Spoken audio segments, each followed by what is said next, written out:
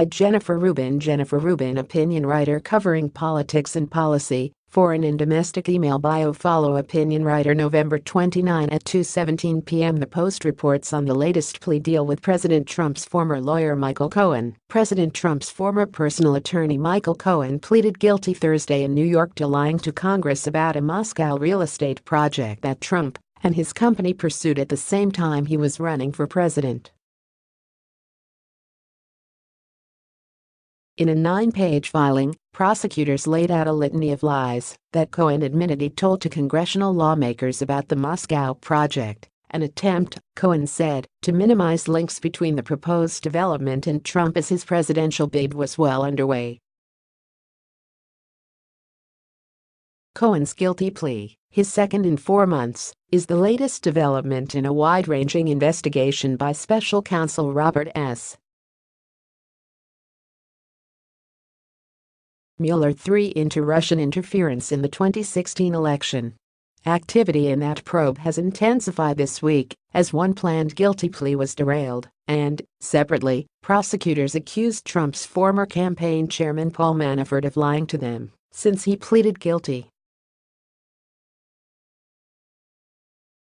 Cohen previously said the project stalled in January 2016, prompting him to email a top aide to Russian President Vladimir Putin seeking help. Cohen previously said that he never received a response and that the project was halted that month. Just hours after that news broke, Trump decided to cancel a meeting with Russian President Vladimir Putin in Buenos Aires, perhaps fearing a replay of the disastrous appearance with Putin in Helsinki, when Trump sided with him over the conclusive findings of the U.S. intelligence community that Russia meddled in our election. Cohen was Trump's fixer and was clearly part of the effort to conspire with Russia, said Max Bergman, who heads the Moscow project. Most worrying for Trump, Cohen knows what Trump knew, and when he knew it. The walls are closing in. There are multiple issues here. First, Trump recently turned in his written answers to Mueller.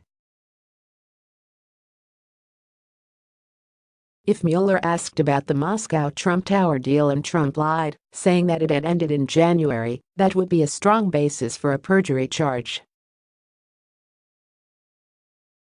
Trump might say that he didn't know Cohen was continuing in talks with Russia, but the tantalizing detail from the indictment, namely that Cohen communicated with individual 1, presumably Trump, 3 times, suggests that Mueller may have some definitive evidence of the conversations. Did Cohen tape them?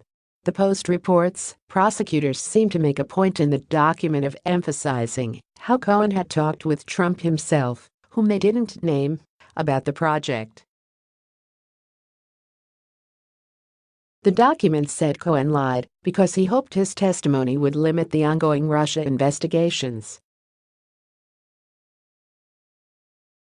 In other words, both Cohen and Trump tried to disguise the extent of Trump's ties with Russia, which, in the context of the campaign, may have been part of a conspiracy to help get him elected. Second, Trump appears to be conducting foreign policy to avoid implicating himself in wrongdoing, it seems, and therefore has to cancel a meeting to avoid underscoring the appearance that he is under Putin's thumb. The idea that Trump would meet with Putin and read him the riot act appears to be out of the question. Third, Cohen plainly is cooperating with Mueller and not communicating with Trump. Unlike the situation with Manafort, Trump has no way of seeing inside the Cohen-Mueller talks. That creates enormous uncertainty and risk.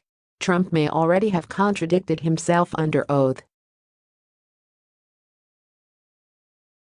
Fourth, if it weren't obvious already, Cohen's plea agreement shows that the Mueller probe is not a witch hunt. Representative Gerald Nadler, DNY, in line to chair the House Judiciary Committee, issued a statement, which read in part, "The special counsel has now secured guilty pleas from President Trump's personal attorney, his campaign manager, his deputy campaign manager, a foreign policy advisor to his campaign, and his national security advisor. He has filed 191 charges against more than 30 individuals, almost all of whom are in President Trump's orbit, Vladimir Putin's orbit, or both." The president can pretend that this investigation has nothing to do with him and nothing to do with Russia, but these indictments speak for themselves. We must allow this investigation to run its course without interference from the president or his allies on Capitol Hill. As the new Congress begins, these developments make clear that my colleagues and I must step in and provide accountability. No one is above the law, not even the president, and our job will be to check his impulse to abuse his office to protect himself. We will do everything in our power to allow the special counsel to finish his work and follow the facts and a law to their conclusion. Fifth, the Cohen revelations emphasize the need for legislation to protect Mueller.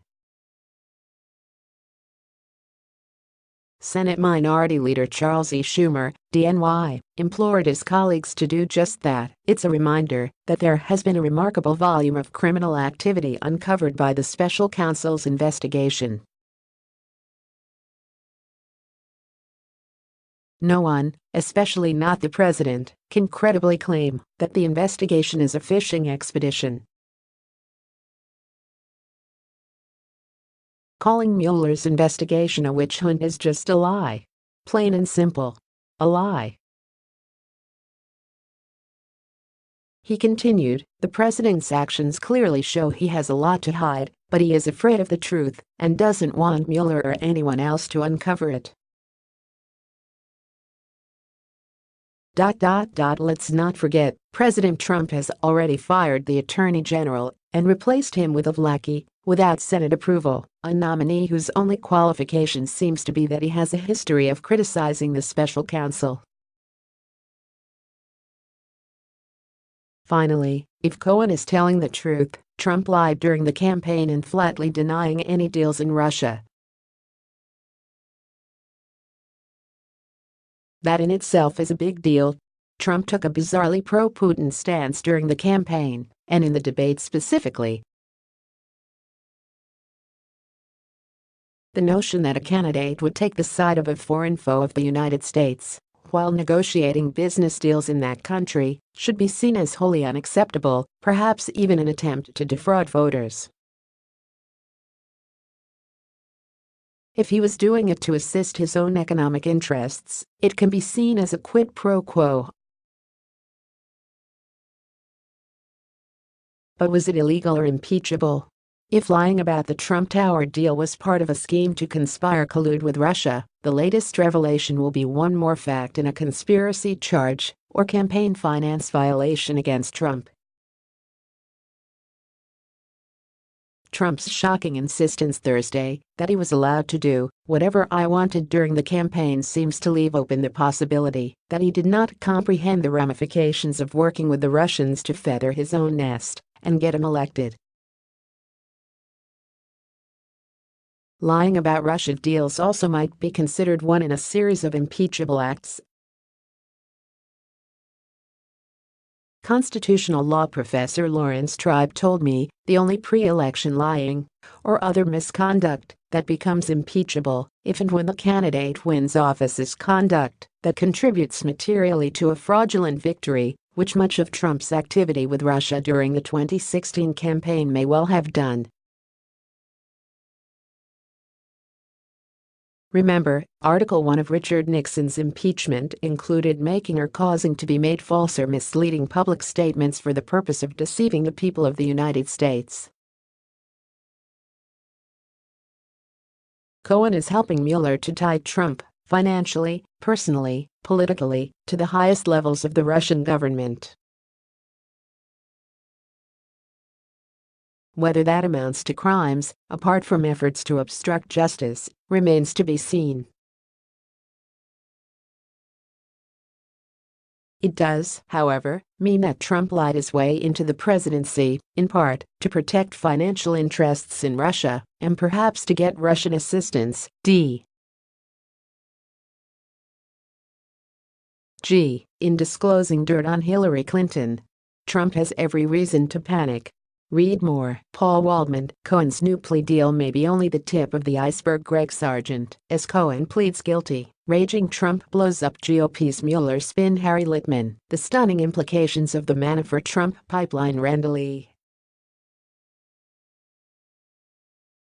Eliason. Mueller will get to the truth, even if Manafort is lying.